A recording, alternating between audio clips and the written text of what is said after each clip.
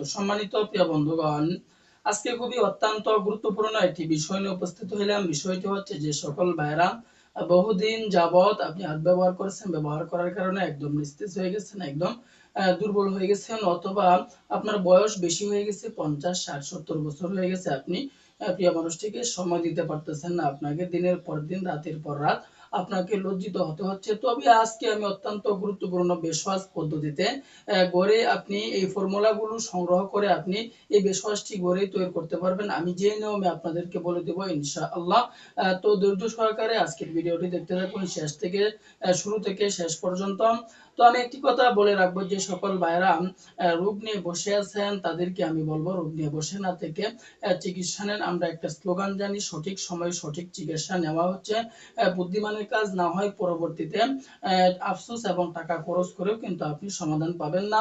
তো এই জন্য ওই সকল ভাইদেরকে বলতেছি, রোগ নিয়ে বসে না থেকে আপনি ডাক্তারের শরণাপন্ন হন। তো আজকের বেসওয়াজটি আপনি খুবই অত্যন্ত গুরুত্বপূর্ণ হবে। আজকের বেসওয়াজটি আমরা কি কি উপাদান দিয়ে তৈরি করব এবং কোন সময় তৈরি করে কিভাবে ব্যবহার করব, কিভাবে সেবন করব, এর বিস্তারিত আমি বলে দেব ইনশাআল্লাহ। তো ধৈর্য সহকারে আপনারা দেখতে থাকুন। তো সম্মানিত প্রিয় বন্ধুগণ, তো আজকের বেসওয়াজটি তৈরি করতে হলে আমাদেরকে যে উপাদানগুলো সংগ্রহ করতে হবে: 1 নম্বরে জোকের তেল, 2য় নম্বরে মহিষের চর্বি, 3য় নম্বরে গিরগিটির চর্বি, 4র্থ নম্বরে শেয়ালের চর্বি, 5 নম্বরে অলিভ অয়েল বা জাইতুন তেল। এরপরে আমাদেরকে নিতে হবে তিলের তেল, কাপড়, আকর করা রসুন, সরিষা তেল, দারচিনি। তো এই মোট উপাদান হচ্ছে আপনার মোট 11টি উপাদান।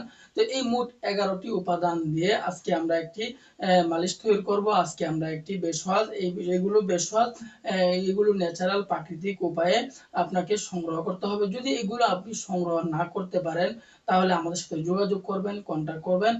এগুলো দিয়েই আমরা একটি এইগুলো দিয়ে আমরা একটি মালিশ তৈরি করছি, একটি বেসওয়াজ পদ্ধতি, একদম ন্যাচারাল প্রাকৃতিক উপায়ে আমরা এগুলো তৈরি করছি, কোনো পার্শ্ব প্রতিক্রিয়া নাই।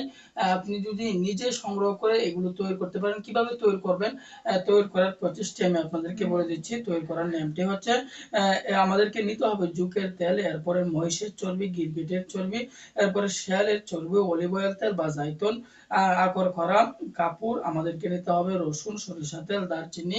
এই সবগুলোকে আমাদেরকে বাদন যন্ত্রের মাধ্যমে তেল বের করতে হবে। সবগুলোকে একসাথে ছোট একটা কৌটার ভিতরে আমাদেরকে রেখে দিতে হবে। তো যখন আমি রেখে দিব, রাখার পরে এটার সাথে আমরা আরেকটা বড়ি সাজেস্ট করে থাকি, সেটা হচ্ছে আমরা বড়ি আকারে বানায় থাকি।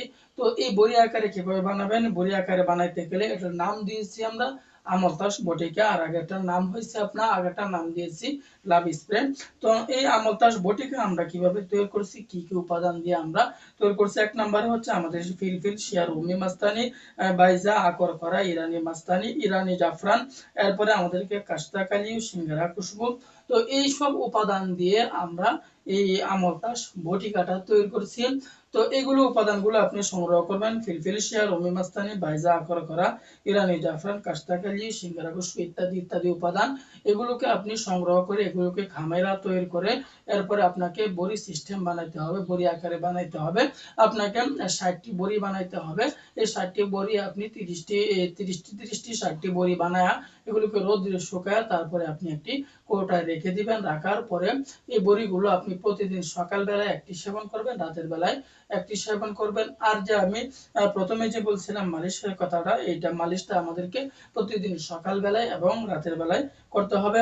তো এইভাবে যদি আপনি 1 মাস পর্যন্ত এই উপাদানগুলো সংগ্রহ করেন, যদি সংগ্রহ করতে না পারেন আমাদের সাথে যোগাযোগ করবেন, কন্টাক্ট করবেন, আমরা ইনশাআল্লাহ আপনাকে ব্যবস্থা করে দিব।